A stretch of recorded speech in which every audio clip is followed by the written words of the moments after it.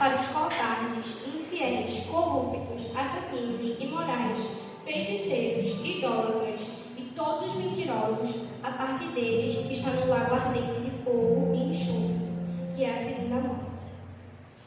Então, eu queria começar essa pregação perguntando a vocês se vocês sabem o que significa Apocalipse. Alguém sabe? Apocalipse significa revelação. Revelação de Jesus Cristo. Deus comunicou a Jesus para que ele mostre aos seus servos as coisas que devem acontecer em breve. Ou seja, tudo que está na palavra do Apocalipse foi comunicado por Deus e quem escreveu foi João. E ainda mais, feliz quem lê e aqueles que escutam as palavras desta profecia e que guardam as coisas que nela estão escritas. Para começar, aquele que está ficado diante do trono. Então, confirmando, no início da palavra já diz que quem está falando é Deus. Eis que eu estou fazendo nova todas as coisas. Então, Deus faz tudo novo. Deus faz tudo novo na nossa vida. E me disse, escreva isso, porque essas palavras são fiéis e verdadeiras. Então, tudo que Jesus está falando aqui, ele está dizendo que a palavra dele é fiel e verdadeira. Tudo que ele fala é fiel. Então, se Deus promete uma coisa para a gente, ele vai cumprir, porque ele não deixa a gente desamparado. E me disse ainda, tudo está feito. Eu sou o alfa e o ômega, o princípio e o fim. Tudo que Deus fala para a gente é perfeito, porque Deus é perfeito. Então, ai Senhor, mas eu peço e nada acontece. E a gente dizer, filho, filha, eu sou fiel no que eu digo. Minhas palavras são fiéis e verdadeiras. Então, se eu falo, é porque eu falo, ele é o mais. O tema da pregação está aqui no versículo 6b. Eu darei de graça da fonte da água viva a quem tiver sede. Vocês sabem qual é a fonte da água viva?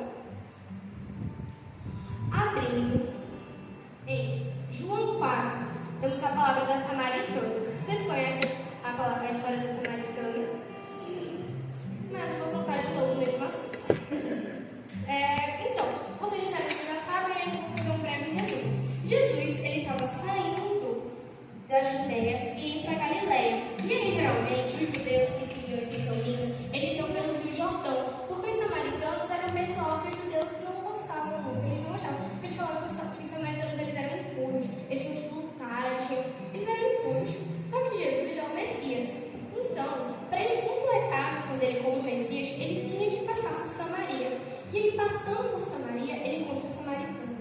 E aí ela está lá, pegando a água da fonte e tal. Aí Jesus pede água para ela.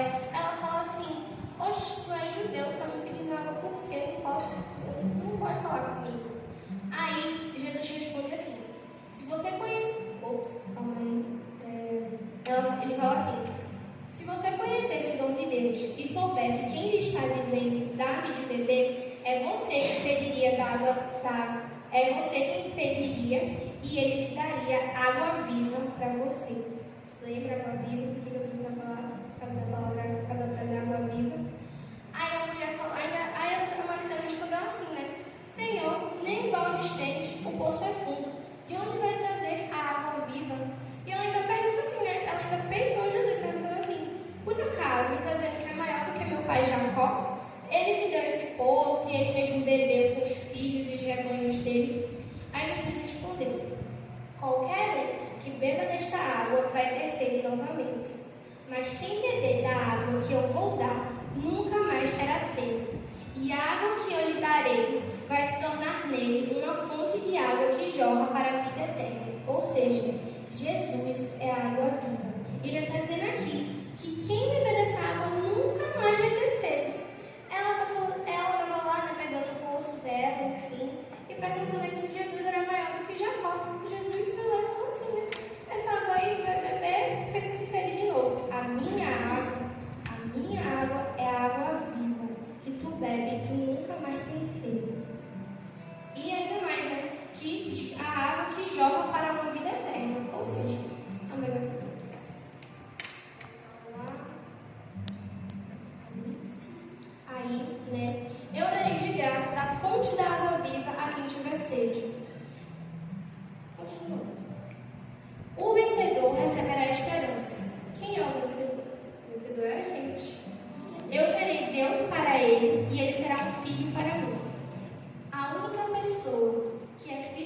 Deus é Jesus.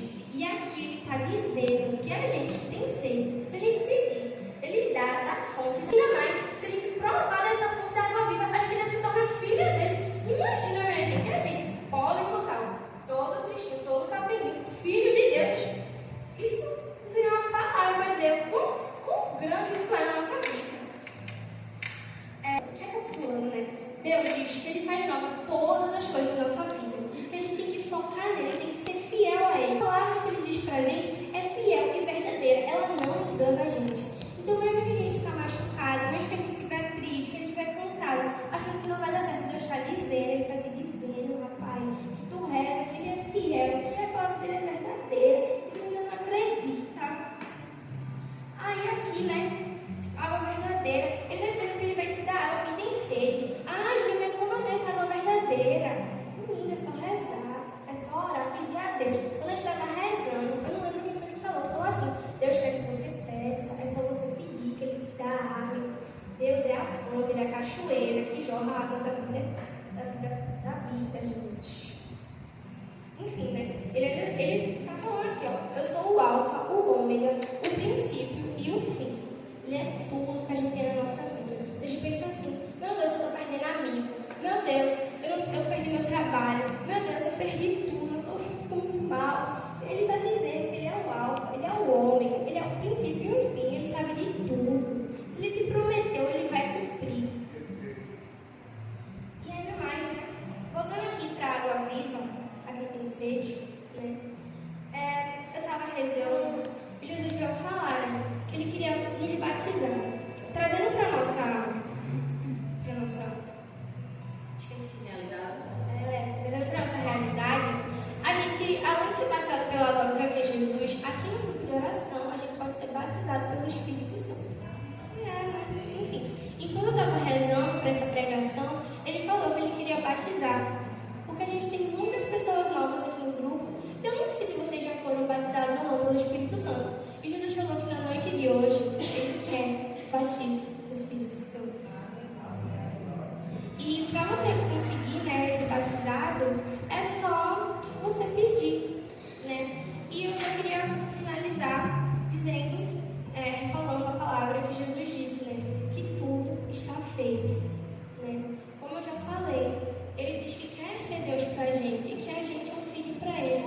Como eu já falei, que honra que é ser filho de Deus. Que honra que é ser filho de Deus.